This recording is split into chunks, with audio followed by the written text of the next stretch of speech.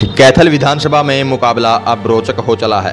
इसका कारण भाजपा प्रत्याशी लीलाराम के चुनाव को गति पकड़ना माना जा रहा है। आपको बता दें कि भाजपा प्रत्याशी लीलाराम का सुरजेवाला पर तंज कसने का वही पुराना अंदाज फिर से भाषणों में सामने आने लगा है। वहीं रणदीप सुरजेवाला भी लीलाराम पर मेरी तो चलती कोनी जैसे जुबानी हमले बोल रहे हैं। विकास कार्यों को लेकर भी दोनों आमने सामने जैसे चैलेंज कर चुके हैं। इसी कड़ी में आज लीलाराम अपने चुनाव प्रचार में से समय निकालकर सुबह सुबह निर्माणाधीन मेडिकल कॉलेज पहुंचे और वहां चल रहे निर्माण कार्य के बारे में मीडिया को बताया और जिलावासियों को दिखाया कि मेडिकल कॉलेज कितना बन गया है और किस गति से काम चालू है। सुनिए मेडिकल कॉलेज की साइट पर पहुंचकर लीलाराम ने क्या कुछ कहा। मैं भगवान परशुराम मेडिकल कॉलेज में आया हूं। मैं पहले साइट पर पहले भी आता रहता था, परंतु आज मेरे को इसलिए आना पड़ा। सुरजेवाला रणदीप सिंह हर रोज़ झूठ बोलता है कि कैथल में कोई मेडिकल कॉलेज नहीं बन रहा। मैं उसकी झूठ को शहर वासियों को, मेरे कैथल हल्का के लोगों को दिखाने के लिए यहाँ आया हूँ कि सुरजेवाला जी अगर प्लीज़ आप में थोड़ी सी नैतिकता, आप भी यहाँ साइट पर आइए। और मैं आपको दिखाना चाहता हूँ कि यहाँ दिन रात काम चला हुआ है। मैं रणदीप सिंह सुरजेवाला जी आपको कहना चाहता हूँ, सामने वाली बिल्डिंग है उनके टावर गिनो। मैं बिल्डिंग गिन के बताता हूँ आपको। 1, 2 नंबर, 3 नंबर, 4 नंबर, 5, 6, 7, 8, 9 और 10वीं मंजिल पर भी काम चला हुआ है। और आगे कॉन्ट्रैक्टर ही जानता है 11 मंजिल पे जाएगा, 15 पे जाएगा, 16 पे जाएगा, 20 पे जाएगा। और वो कहता है ये तो मेडिकल कॉलेज दूरबीन से भी नहीं दिखाई देता। मैं कहता हूँ इसमें 50 टावर हैं, जो 40-50 टावर हैं, जो कोई 5 मंजिल पर चला गया, कोई 6 मंजिल पर, कोई 7 मंजिल, कोई 8 मंजिल, कोई 9 मंजिल। आदमी की पगड़ी नीचे गिर जाती है जब वो देखते देखते ऊपर तक जाते हैं। मैं अपने कैमरे वाले साथी से कहना चाहूँगा कि आप पूरा दिखाने की कोशिश करें। और आज सुरजेवाले की झूठ को बेनकाब करने के लिए मैं कैथल के भगवान परशुराम मेडिकल कॉलेज में पहुंचा हूं और आपके सामने में लाइव होकर के कह रहा हूं, सुरजेवाला जी झूठ बोलनी है ना, थोड़ी नैतिकता के आधार पर बोलें। जिस झूठ को लोग प्रैक्टिकल देख करके आपको कोसेंगे, गालियां देंगे, ऐसा झूठ नहीं बोलना चाहिए आपने जी। मेडिकल कॉलेज मतलब कितना ज़रूरी था कैथल वासियों के लिए? कैथल शहर भी हमारा हरियाणा के हिसाब से बड़े शहरों में गिनती आती है, क्योंकि 1,15,16,000 वोट शहर की हैं और कैथल ज़िले के लगभग 100-125 किलोमीटर तक भी कोई मेडिकल कॉलेज या हॉस्पिटल नहीं था। कई बार सड़क पर एक्सीडेंट हो जाते थे और कई बार हार्ट की प्रॉब्लम आ जाती थी। जब तक एम्बुलेंस मिलती थी, एम्बुलेंस लेते थे, उसको चंडीगढ़ ले जाने के लिए 3-4 घंटे लगते थे, रोहतक ले जाने के लिए 3-4 घंटे लगते थे। 80% पेशेंट बिना कोई इलाज के, बिना कोई सहायता मिले रास्ते में ही दम तोड़ जाते थे। अब पूरे कैथल ज़िला, यहाँ तक कि मैं कहूँगा पंजाब का लगता हुआ एरिया भी, खनौरी और पातना तक के, मूणक तक का पेशेंट यहाँ आएगा, इलाज करवाएगा। अब उनको चंडीगढ़, रोहतक दौड़ने की ज़रूरत नहीं पड़ेगी। जी, विधायक जी सुरजेवाला हर भाषण में एक बात कहते हैं कि विधायक जी कहते हैं कि मेरी तो चलती नहीं। मैं सुरजेवाला जी को यही दिखाने और बताने के लिए आया कि सुरजेवाला जी आपने 1 दिन नहीं, 2 दिन नहीं, 10 साल झूठ बोला। मैं पीजीआई बनाऊंगा, पीजीआई बनाऊंगा। पीजीआई के नाम पर आपने एक ईंट नहीं लगाई। और पीजीआई क्या होता है, मेरे को तो लगता है इसको इसकी डेफिनेशन का ही नहीं पता। पीजीआई क्या है, पीजीआई के बारे में उसको पता ही नहीं क्या है ये, या फिर वो अपने आप को और क्लेवर समझता है, या हमारी कैथल की जनता को बेवकूफ़ समझता है। और बेवकूफ़ तो उसने कैथल की जनता को हर मामले में, हर मैटर में बनाने की कोशिश की है। जो कहीं 1 करोड़ रुपए ग्रांट दे देता था, नहीं पता क्या बोलता है, 1 करोड़ दे दी ना तो मैंने 100 लाख रुपये आपको दे दिए। कहीं 2 करोड़ दे दी तो मैंने 200 लाख दे दी। अरे सुरजेवाला जी, हमारे कैथल के व्यापारी छोटे छोटे अग्रवाल परिवारों से, पंजाबी परिवारों से 200 लाख तो स्कूटी का डिग्गी में लिए फिर, तो किसको पागल बना रहा है? सब जानते हैं लोग। अगर उनका कहीं अच्छी प्रॉपर्टी मिल जाए ना, तुरंत बयाना देने की हिम्मत रखते हैं कैथल के लोग।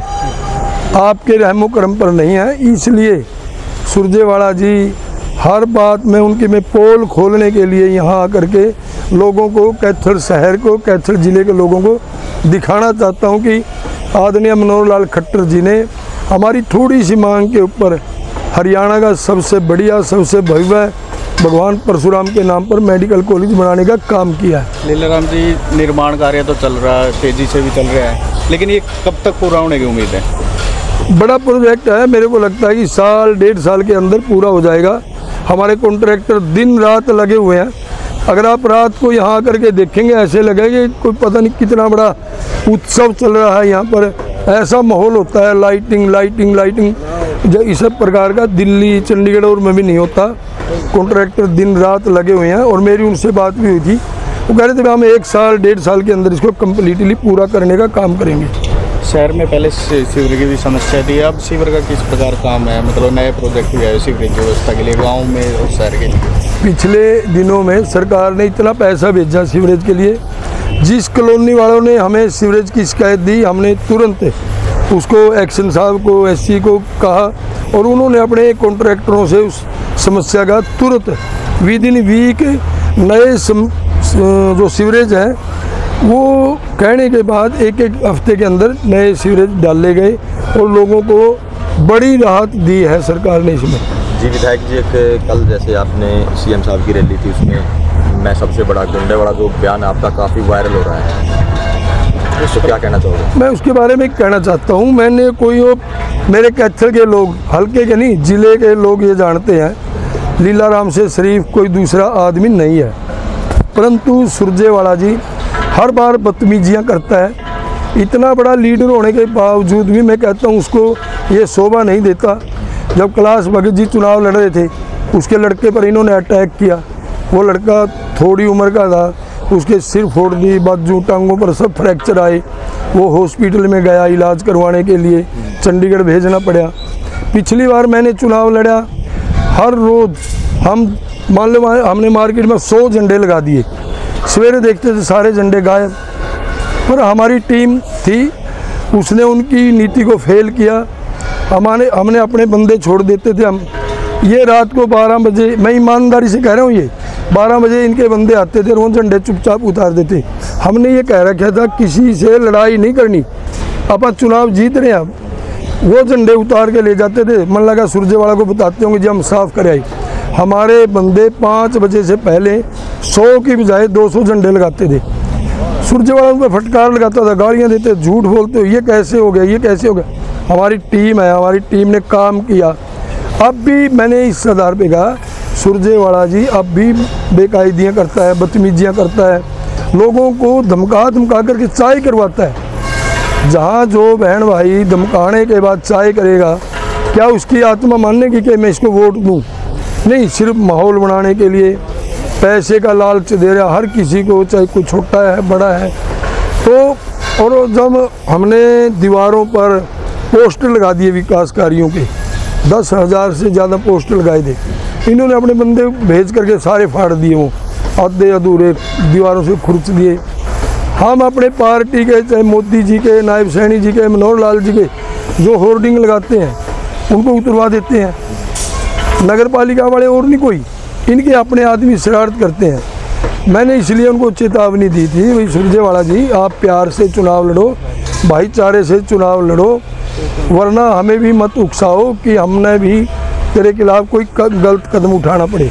मैंने इसलिए उनको कहा था भाई, पिछली बार भी हुई थी ये बात, प्यार से चुनाव लड़ेगा तो हमारा छोटा भाई है, 10 गुना ज़्यादा प्यार मिलेगा। भाई अगर बदमाशी दिखाएगा, बदमाशी हम तेरी नहीं चलने देंगी। मेरा कहने का तात्पर्य ये था।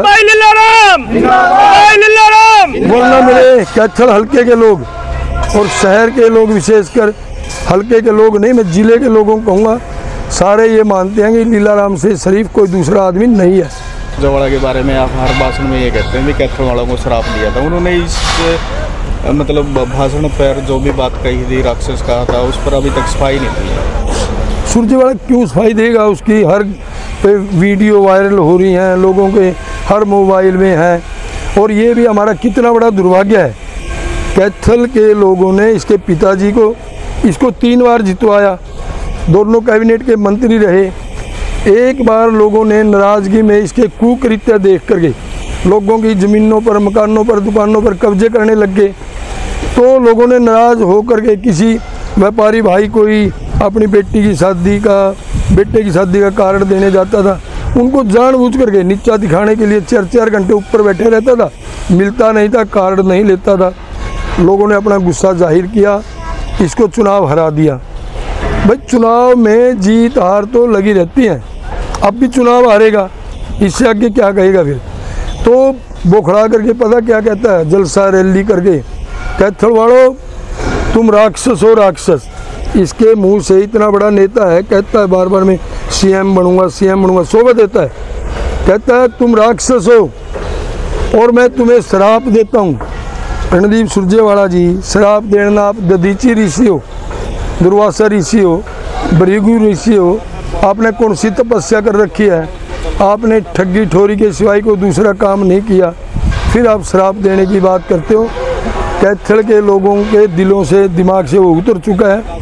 कैथल के लोग 5 अक्टूबर को अपना एक वोट कमल के फूल का बटन दबा करके आदरणीय नरेंद्र भाई मोदी जी की नीतियों को साकार करने का काम करेंगे।